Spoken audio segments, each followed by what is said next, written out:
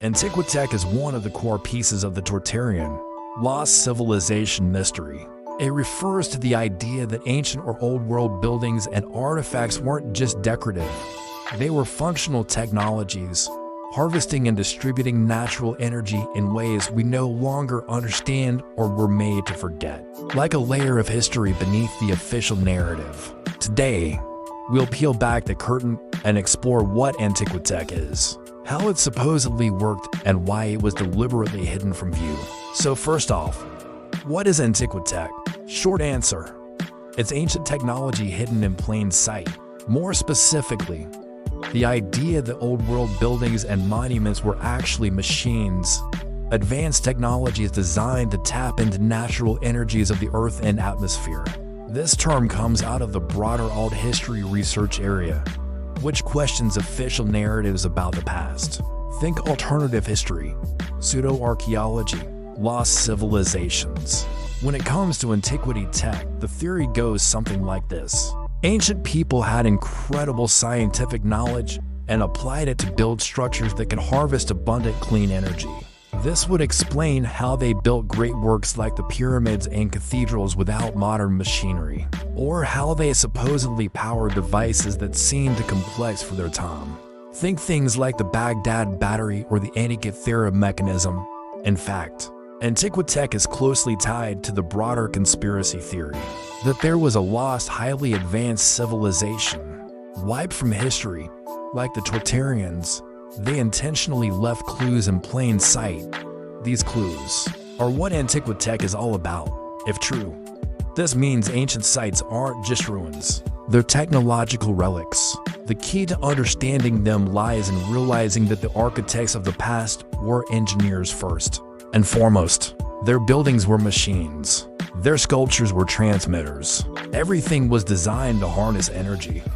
But what kind of energy? And how did they use it?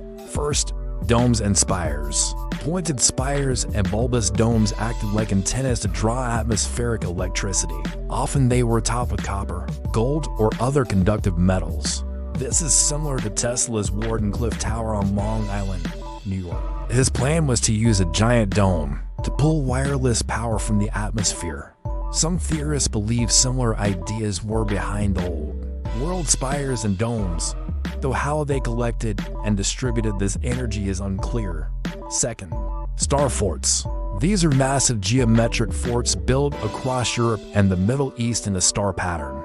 Officially, they were military defenses from the Middle Ages. But considering the shapes are often fractal, geometric, and hyperbolic, some believe they were designed to amplify resonance and control energy flow. This is backed by researchers like Andrew Basiago, who believe star forts were tied to a lost high-tech civilization. Third, cathedrals. Many Gothic cathedrals have pipe organs.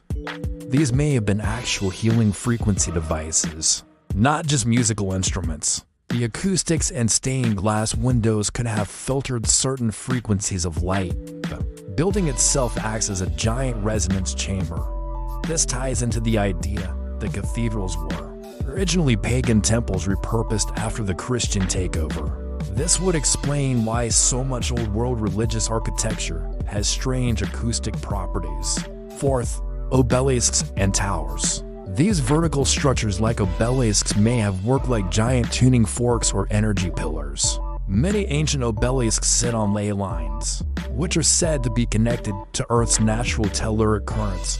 Some think they were used to focus and direct these currents. And fifth, mudflood architecture. These are buildings with half-buried lower floors. This style appears in many places across the world. The half-buried aspect suggests they were part of an older tech system tied to water flow, earth energy, or magnetic grounding.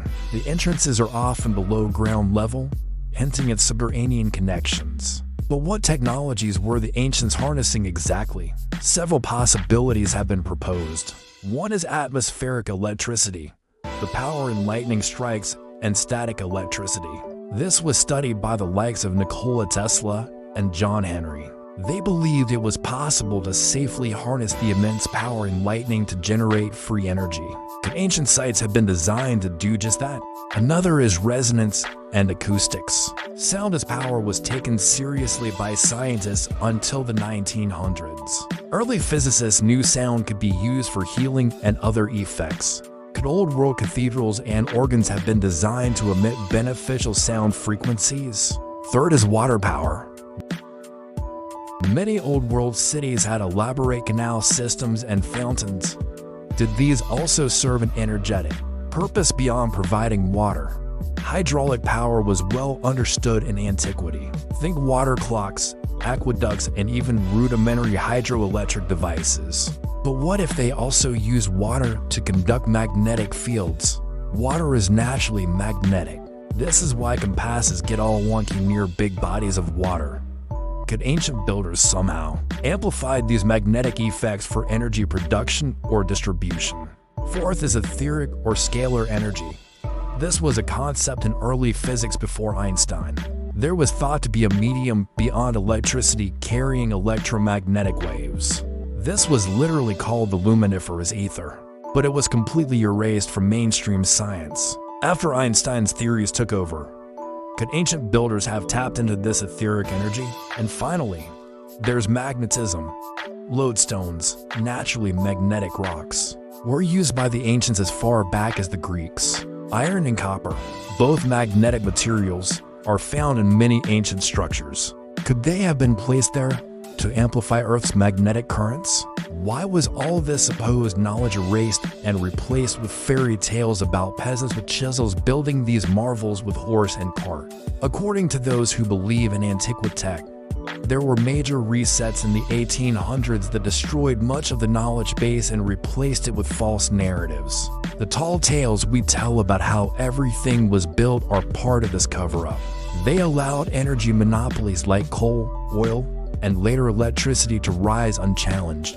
By rewriting history, the real architects of our world became nameless, their technologies buried and repurposed. Only the skeletons of their energy grid remain today, hidden in plain sight.